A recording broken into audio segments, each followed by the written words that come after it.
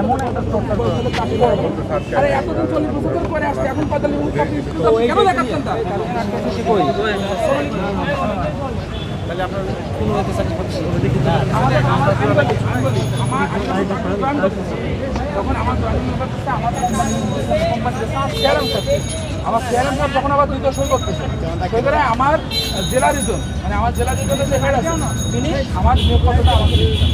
মানে আমার যখন নিয়োগপত্র জয়েনিং লেটার তার সই মাধ্যমে আমার ডাইরেক্ট কোম্পানি থেকে আমার কাছে আসছে না, কোম্পানি থেকে চেয়ারম্যান কাছে যাচ্ছে, চেয়ারম্যান আমাকে দিচ্ছে শাখা ব্যবস্থা করে শাখা থেকে আমাকে দেওয়া হচ্ছে। আমরা কিন্তু কোম্পানি পোস্ট করেনি বা কোম্পানি আমার নামে কিন্তু একটা সিটি ইস্যু করে কিন্তু পাঠায়নি যে রিজাইন তো আপনার অ্যাপয়েন্ট লেটার আপনার নামে সিটি করে পাঠানো হচ্ছে, আমি কিন্তু কোম্পানি আমাদের পাঠায় না, কোম্পানি আমাদের পাঠায়নি। এখন কেন থাকতে হবে? তারা একটা অঙ্ক